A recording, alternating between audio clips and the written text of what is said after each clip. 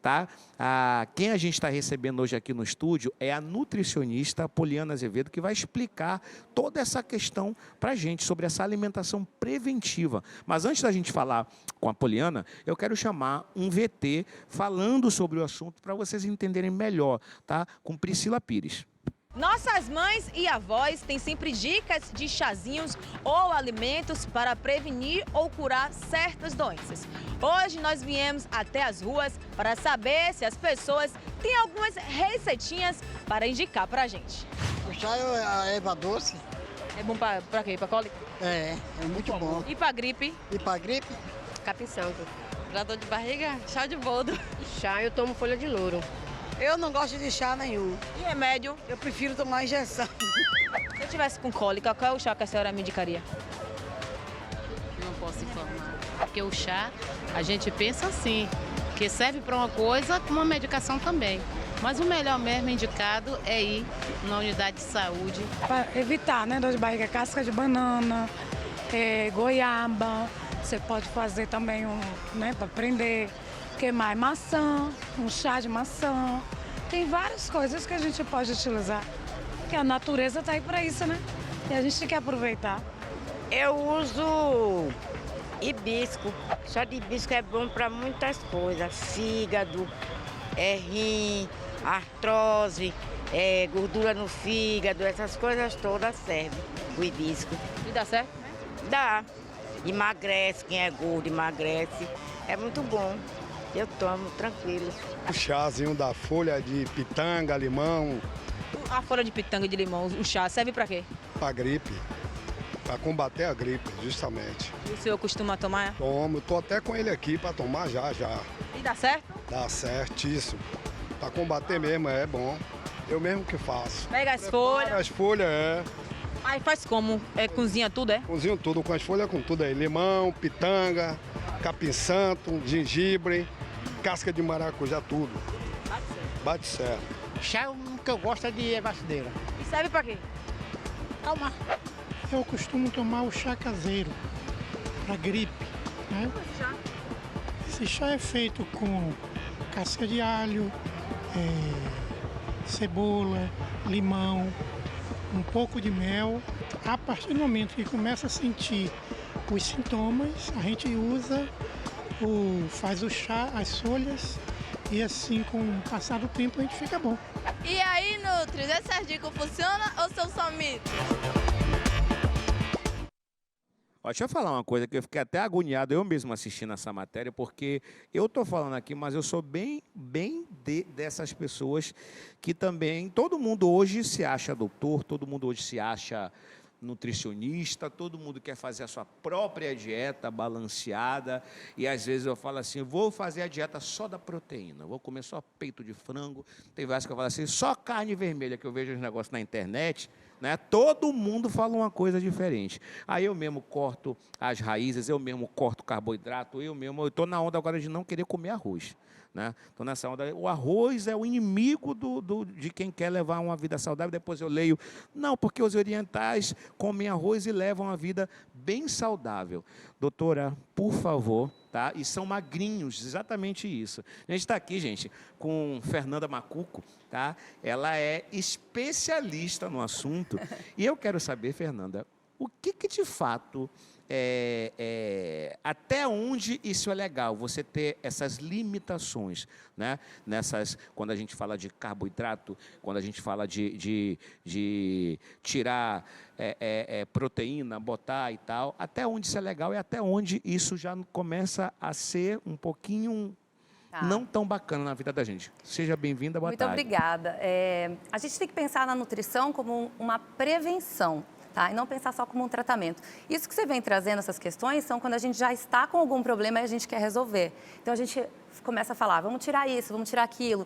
Meu vizinho fez isso, funcionou para ele, não funcionou tão bem para mim, não, mas funcionou para o meu primo. Então, por conta disso, né, por nós ouvirmos de pessoas que tiveram algum resultado ou pessoas que ficaram doentes, a gente acaba acreditando que aquilo que funciona para um, funciona para todos, né? Como é que a gente trabalha na nutrição? Seria muito bom se todo mundo chegasse para falar assim, olha, eu sou super saudável, eu quero me manter assim para sempre, mas não é o que acontece. Seria ótimo. Né? As pessoas chegam para justamente tratar condições já desfavoráveis, doenças, né? algumas disfunções metabólicas que são causadas pela má alimentação. Quais são os tipos de alimentos que qualquer pessoa tem que saber que não é favorável para a saúde? Por favor. Açúcar, né? O açúcar é uma coisa unânime. E frituras, né? Gorduras, alimentos ultraprocessados, geralmente são aqueles que estão nas prateleiras do supermercado, que tem uma tabela nutricional gigante com a lista de ingredientes. E a gente não está acostumado a ver isso, né? Então, falar, isso aqui parece saudável, que está escrito muitas vezes, a gente é enganado pela indústria, infelizmente. Então, para não ser refém, a informação está aí o tempo inteiro, né? Então, consultar um profissional, acompanhar profissionais aí, hoje em dia a internet é maravilhosa para a gente, profissionais que têm uma qualificação na área especificamente. Ô, Fernanda, a internet hoje é maravilhosa, concordo com você, mas também confunde tanto a cabeça da gente. Quer ver um ponto que eu vou falar para você?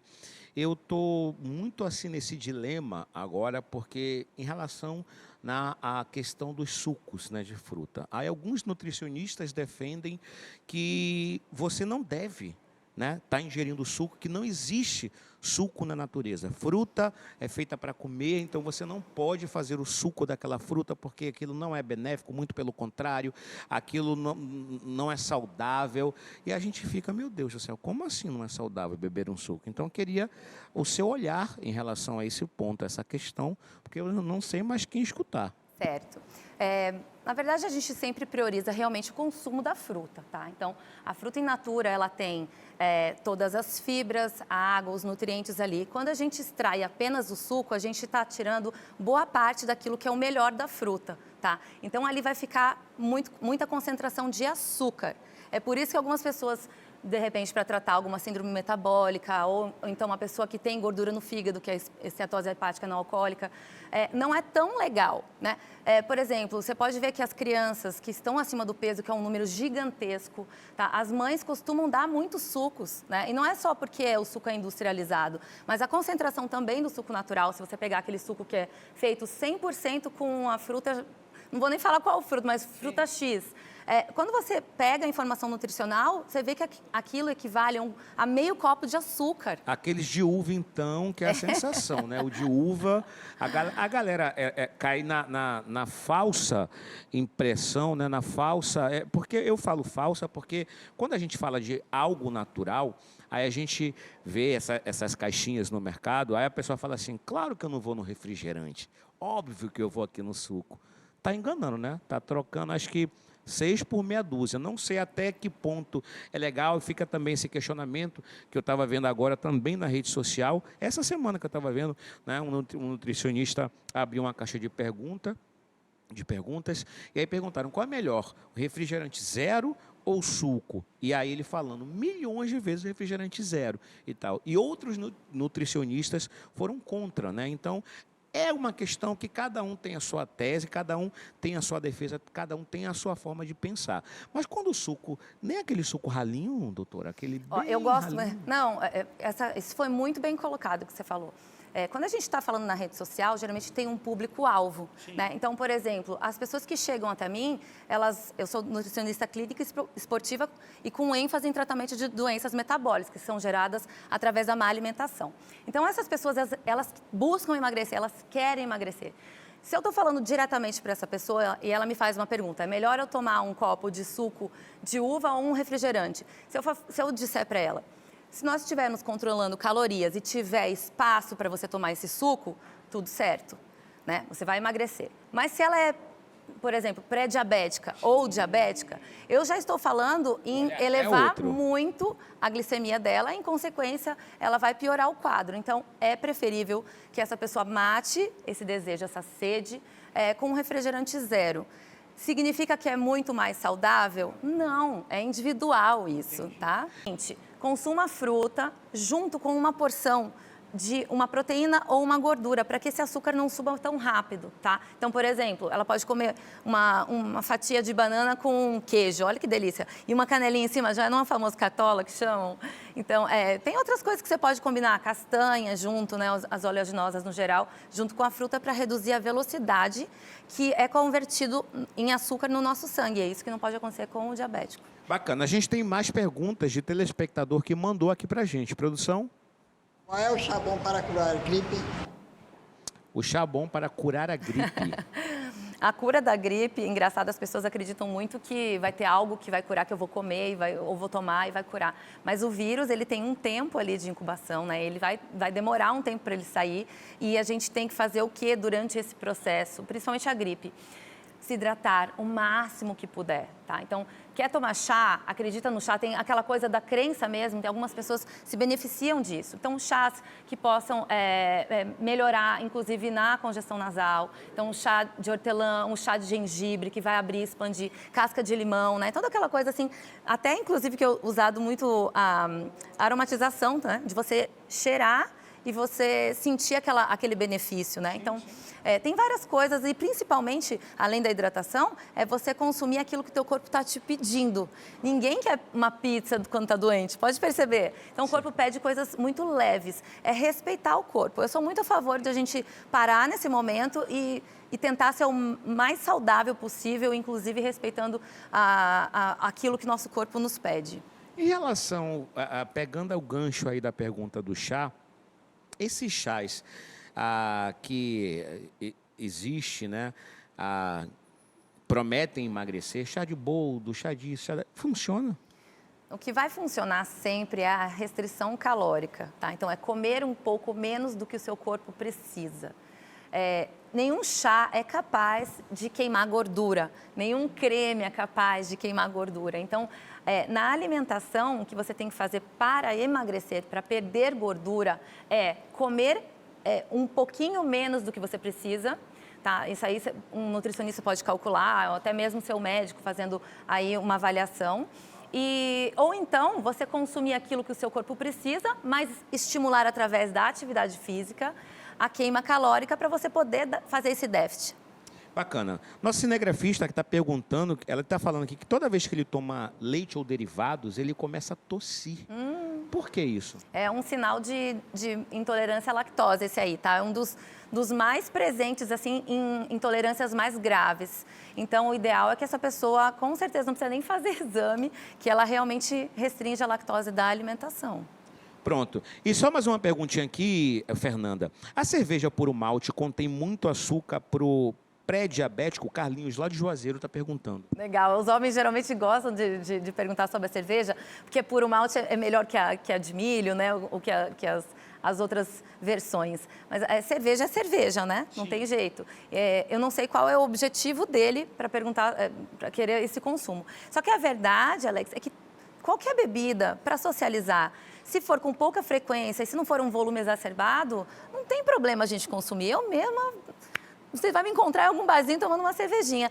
Tem que acontecer isso, né? Quando a gente gosta. Só que tem que ter um limite do quanto você vai beber. O problema é exatamente esse. Eu peco pelo extremismo, né? Eu falo, não vou mais isso, não vou mais aquilo. Como eu estava falando aqui, eu não quero mais comer arroz e tal. Só que ontem, Fernanda, eu não sou muito louco assim por doce. Minha questão é o salgado.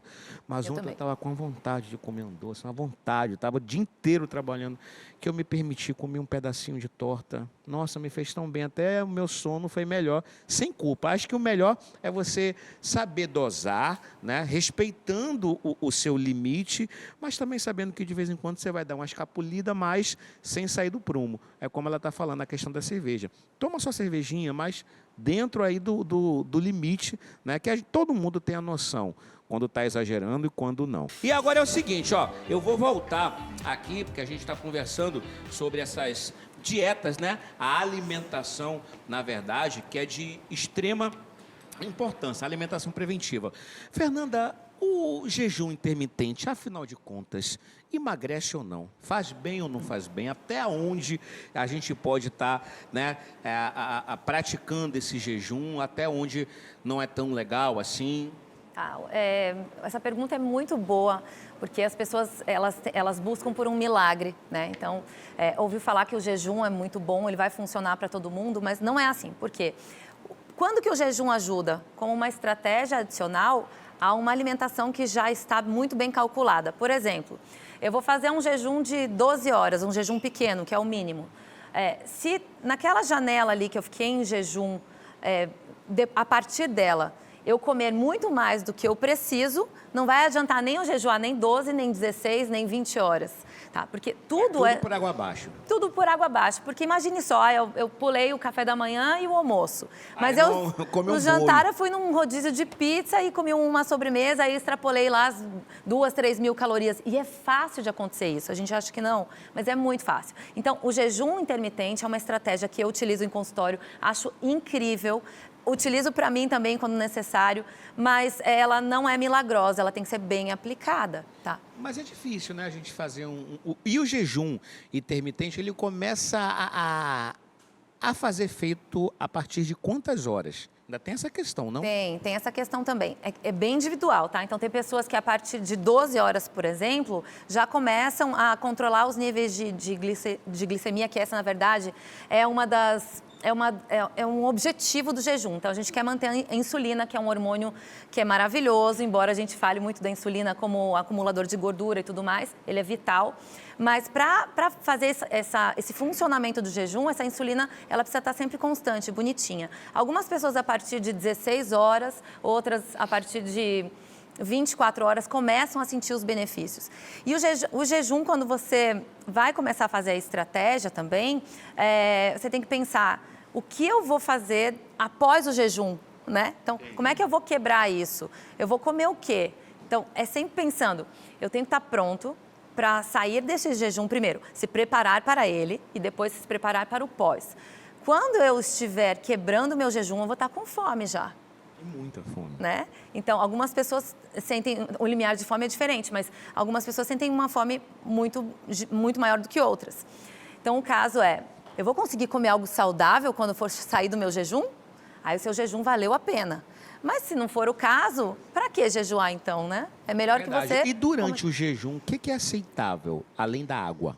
Tá, eu aceito, assim, várias comidinhas, inclusive pequenininhas, assim. Fontes de gordura, porque lembra, a gente que está falando de insulina, a insulina, ela eleva na presença de carboidratos, principalmente, tá? Então, essa elevação rápida, bruta, ela não pode acontecer, senão eu saio do meu jejum, tá? Estou falando do jejum metabólico. Se for o jejum calórico, qualquer caloria quebra. Mas as pessoas não entendem isso, há uma diferença entre o jejum calórico e o metabólico. Mas o metabólico, você pode tomar café, chá, então não estamos falando de açúcar, tá? Nós podemos comer ovo, tá? O ovo ele não vai elevar a glicemia. Eu posso pegar um pedaço de queijo, tudo pequeno, para... Se você tiver atacado, né, você fala. Agora, a minha opinião é, se eu estou sofrendo para fazer o jejum, por que mantê-lo? Até onde vale a pena, exatamente. Né? Pronto, a gente está com perguntas aqui de telespectadores. Produção, pode soltar aí, por favor, mais uma? O que devo comer e beber para passar a dor de barriga? E aí, doutora? Essa dor de barriga, ela é desencadeada pelo quê, né? É importante a gente entender o que foi que essa pessoa... Porque não dá para generalizar, não né? dá. Cada caso é um caso, não né? dá, exatamente. É saber o que está acontecendo. Então, assim, aqui não tem nada para eu dizer assim, tome isso que vai passar. Intolerância à lactose, está dando dor de barriga? Aí você, isso, ou algum alimento contaminado, né? Ou então essa pessoa comeu demais. Tem tanta coisa. Ou o processo de digestão dela também não está muito legal. Bacana. Próxima pergunta. O que é bom para curar gases? Curar gases é a estratégia FODMAPs, que é para você reduzir aqueles alimentos que são altamente fermentáveis. Então, você evitar, por exemplo, brócolis, couve-flor, o repolho entra nessa, uma das poucas folhas que estão ali, cebola, alho poró, eles são altamente fermentáveis. E às vezes você fala, nossa, eu comi tudo saudável, mas você carregou no tempero, pode ser isso. Entendi. Em relação às farinhas, doutora, em relação ao pão integral, macarrão integral, arroz integral, engorda menos, aí as pessoas partem desse princípio, aí vão almoçar, botam um pratão de arroz integral, né? Deixa de comer o arroz tradicional, tipo 1, e, né, aquele branco, e aí... mas sobrecarrega no integral. A mesma coisa acontece com o macarrão. Tá lá, macarrão integral, aí eu posso, né? O pão integral, aí come muito pão, achando que não vai engordar. E aí, me conte. Algumas versões integrais, elas têm até muito mais calorias do que a versão tradicional. Então, o integral, ele tem um pouquinho, uma adição de fibras ali, né? Então, não vai mudar muito, tá? Quando o nosso corpo recebe aquele tipo de carboidrato, ele vai ser convertido em glicose da mesma forma. Então, o alimento integral, quando ele é saudável, tá? Por exemplo, o arroz é um cereal, tá? Que você vai lá, colhe, ele está ali pronto. Quando eu tiro aquela casquinha, ele deixa de ser integral, porque ele vai ser polido, ele vai ficar com menos fibras. No caso do arroz, que é esse exemplo, que é um alimento mais natural, eu diria para você, escolha aquele que você mais tem afinidade, que você vai estar feliz comendo, porque a diferença no impacto glicêmico vai ser nula, praticamente. Arroz engorda, né, doutora? Vamos combinar. O carboidrato refinado, ele tem uma tendência a fazer com que a gente acumule mais gordura. Mas, por exemplo, você citou os japoneses aí no começo né, do programa e tudo mais. Existe um fator genético, tá? Existe também a forma como eles vivem, o nível de atividade, né? E principalmente o tamanho das porções, né? Então, eles comem só arroz, eles comem muito arroz. Mas a caloria que eles ingerem por ser baixa gordura, de repente, às vezes, a gente vai ser 40% menor do que nós brasileiros, que a gente carrega muito em gordura em tudo, né?